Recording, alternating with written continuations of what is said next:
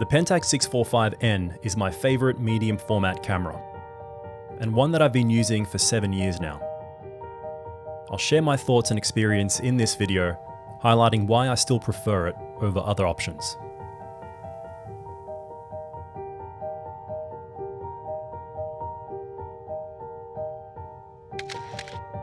As a follow-up to the original Pentax 645, the Pentax 645N was released in 1997 with many improvements. It's one of the few options in its class with autofocus capability. It also has a range of other usability features like automatic exposure, various metering and focus modes, exposure lock and compensation, and film edge data imprinting.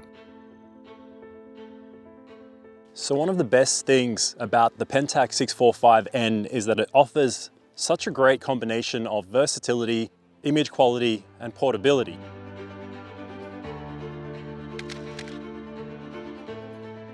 Because of these usability features and the 645 negative size, this camera makes a great choice when trying to decide between shooting 35mm or a larger 120 format, while giving as much image quality as you'll ever need for most purposes.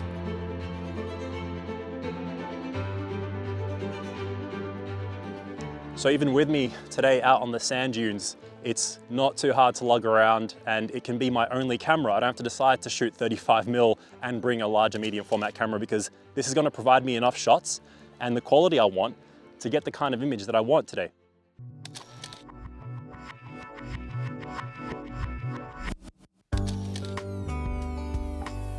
This was the first medium format camera I ever owned, and as soon as I made these first images with it back in 2016, I immediately noticed the jump in image quality compared to 35mm, not to mention the unique medium format look.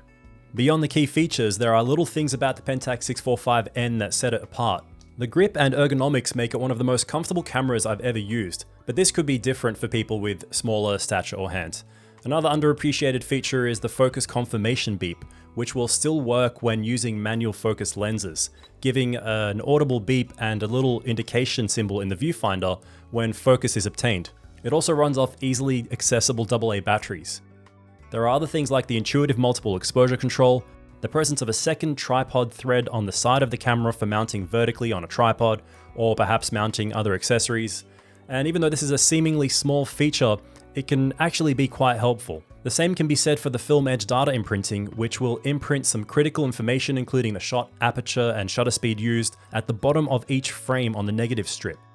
You can't always afford the time, like right now when the light's fading fast, to take a notebook out and write down those settings, and the advantage of knowing the settings you used on a particular shot, like the shutter speed, the aperture, means you can go back and look at what you did right, what you did wrong, what you might do differently next time.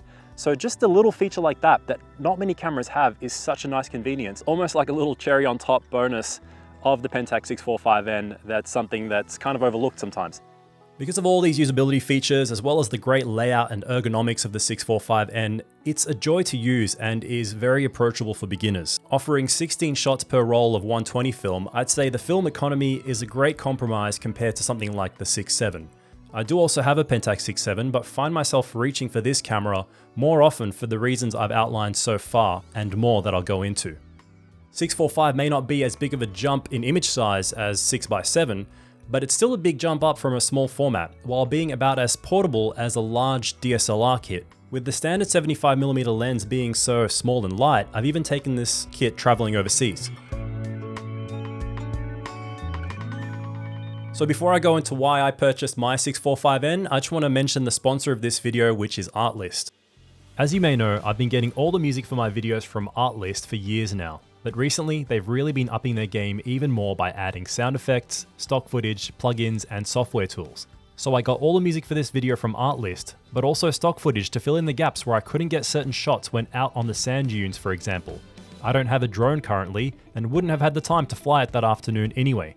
So that was the perfect situation to save myself the time and hassle and get a few extra bits of footage, including aerial shots, from Artlist's library to match the scenes that I had recorded. I also used Artlist for various sound effects in this video that seamlessly blend into the rest of the footage and save me some time recording everything myself. I can access templates and plugins for my favorite video editing software, which is currently DaVinci Resolve. The library of music, sound effects, and video footage is huge, so you can find what you need for practically any situation. These assets are highly curated and are made by real artists and designers. Depending on your requirements, there are plans to suit any type of creator.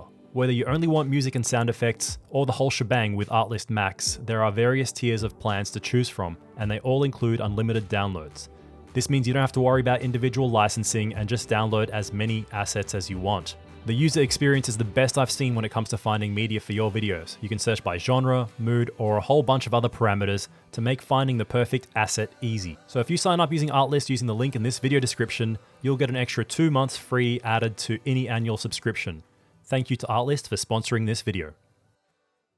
Back in 2016, I purchased my 645N through eBay from Japan, both for the appeal of trying medium format for the very first time, and also because I was getting more into wedding and portrait work, which I still continue to use it for today. Even without owning any autofocus lenses, the bright viewfinder, focus confirmation system, and smooth focus rings make manual focusing easier, even when shooting at wider apertures. You can also adapt the Pentax 6.7 lenses to this camera, making options like the Takuma 105mm 2.4 an excellent choice as a portrait lens on the 645 system.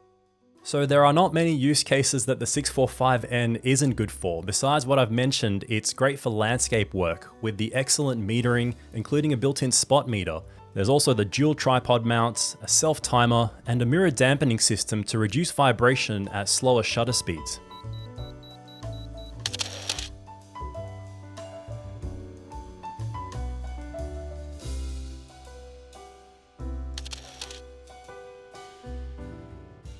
In this sense, you could also use it for fine art and detail work, since there are many lenses available that are capable of close focus. For studio and flash work, the 645N also works nicely, with some leaf shutter lenses available for this system if you need a high sync speed. I've successfully used mine with both on and off camera flash, either using the hot shoe or the PC sync port. It can be good for slower paced documentary work or even faster paced reportage if you pair it with things like a flash or autofocus lenses, maybe high speed films, or perhaps zone focus techniques. Obviously, it wouldn't be my first recommendation for that genre, however, as there are other medium format cameras that are more suited to things like street photography. And I would still prefer a 35mm system like the Leica M personally. In saying that, I do plan to experiment with this a little bit more sometime down the road with those types of usage. One of the other drawbacks in some situations like this or other noise sensitive scenarios like wedding ceremonies is the loud and somewhat obnoxious shutter sound that this camera makes.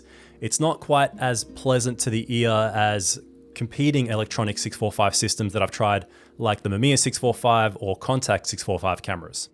Some other cons of the camera besides the noisy shutter are the lack of interchangeable backs or modularity, meaning you can't change film mid-roll. You can buy extra film inserts, however, which can be preloaded with rolls of film for faster reloading in situations like weddings. In terms of price, it is unfortunately getting much higher these days, whereas it used to be a bargain buy way back when I got mine and prior to that. The last thing I have is the default focusing screen. Although it's nice and bright, it lacks additional focusing aids in the screen itself. The only thing that could have been better if there was an upgraded focusing screen that had like the matte or split image on it. There is an upgrade option for that, but it's very hard to find, very expensive. I've tried in the past. So that's probably one of the main criticisms I have of this particular camera, and there's very little that I have. In saying that, most of these cons are use case dependent and may not affect you subjectively. Certain aspects like the lack of microprism or split image are made up for somewhat by the brightness and that focus confirmation beat, and wouldn't affect someone intending to use this camera with AF lenses anyway. In my opinion, the 645 format is one of the most underappreciated amongst film camera formats. It strikes a perfect balance of usability, image size, which is becoming more important with the rising cost of film these days. For example, popular 6x7 cameras may offer a high image quality, but they are so much more expensive now and also introduce more restrictions in usability compared to a 645 system. The best scenario would be to have a camera in each format, but this just isn't as affordable anymore. My buy-in price for the cameras that I own was much lower than it is now, especially because I bought them a long time ago, having worked at a camera store and having other advantages. It's just a different playing field now. The Pentax 645N cost me 550 Australian dollars with the 75mm lens, and this same combo now costs about 1,500 Australian dollars or about $1,000 US, and that's not to mention the rising cost of film. So if you were to have to pick one format, 645 is becoming a more viable option than ever. So, as you can see, I have many reasons for why the 645N is still my favorite medium format camera years later, and why I can still easily recommend it to you if you're looking for something versatile and reliable while still offering a sweet spot in terms of the negative size and film economy.